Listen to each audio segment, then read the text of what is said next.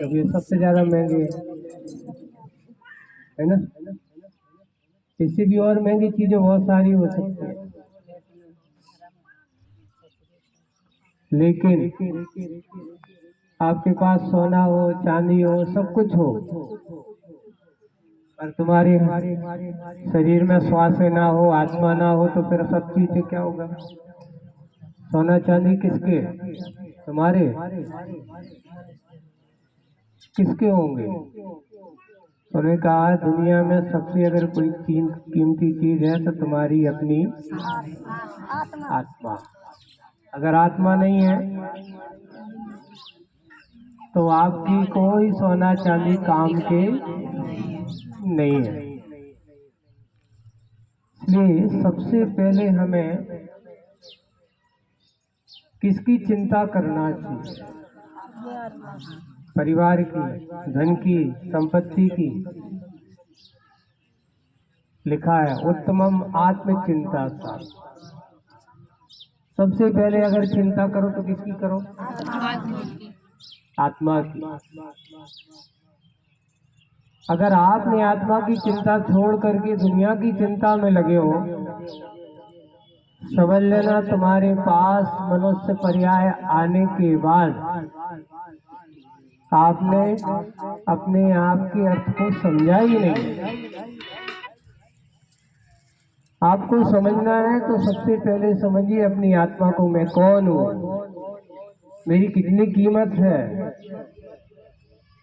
मेरे पास बहुमूल्य चीज अगर कोई है तो कौन सी चीज है।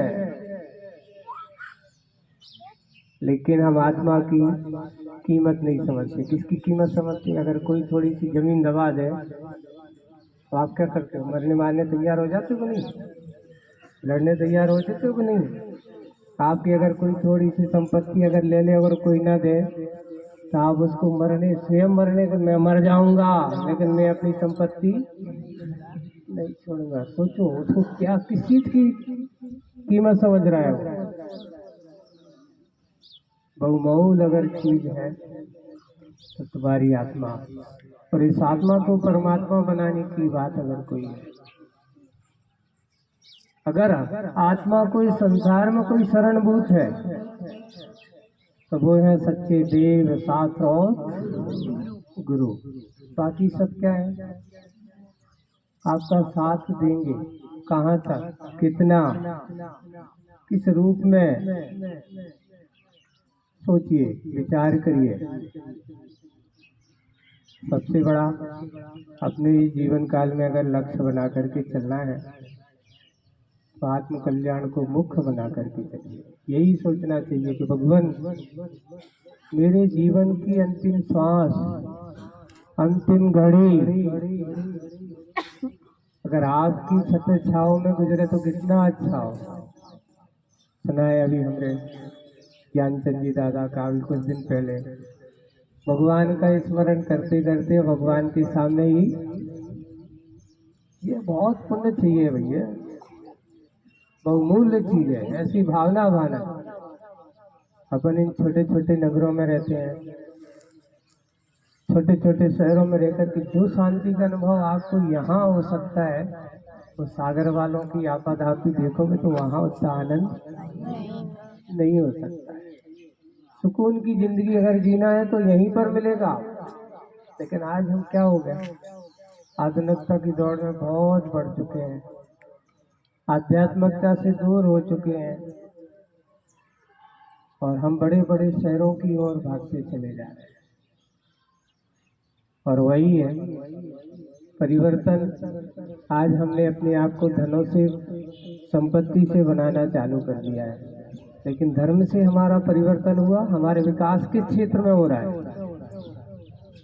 हम साइकोलॉजी ऐसी बनाए कि जितनी जितनी संपत्ति बढ़ा उसको उतना विकास होगा। ये नहीं सोचते कि आपने कितना पाप का संवर्धन कर दिया। जितना अगर तुम्हारा पाप घटता हो तो समझ लेना उतना तुम्हारा विकास हो रहा है, आत्मा का विकास हो रहा है।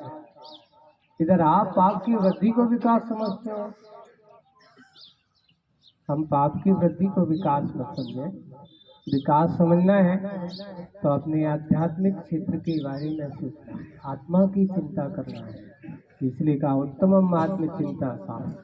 उसके बाद प्रकार देह चिंता से मध्यमा, अपने शरीर की चिंता बाद में, उसके बाद शरीर की रक्षा के बारे में सोचिए। और तीसरी चिंता की अधमा काम चिंता सा, काम की चिंता, जो करना वो करना, ये होना है वो करना है, काम की चिंता तीसरी। अधमा, अधम यानी पाप। और पर चिंता से धमाधमा, जो दूसरों की चिंता में लगे रहते हैं, अपनी चिंता छोड़ करके, समझ लेना वो अधम से भी महा। अब आप सोच रहे अपनी कोटि निश्चित कर लेना। बहुत समय बाद 2007 में आए थे इस दिन के लिए। 16-17 साल के बाद बहुत परिवर्तन देख रहे हैं और बहुत अच्छा लगता है कि थोड़ा बहुत जो कुछ भी है अपने मंदिर को, अपने क्षेत्रों का विकास अगर अच्छा लगता है, विकसित होता है, लगता है यही सबसे बड़ी हमारी समर्पण, श्रद्धा, भक्ति सच्चे देव साधु गुरु के प्रति अगर आपकी है, समझ लेना यही साथ के आपके साथ जाने वाला है।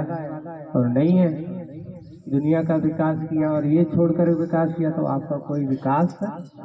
आज की सारभूत बात है, चिंता करो और किसकी, काहे की, उसे तो सही कहते तो वही है, पर काय की चिंता ज्यादा है। तुम्हें सोचना, विचार करना, चिंतन सूत्र है आज आपके पास, है ना। हम काय की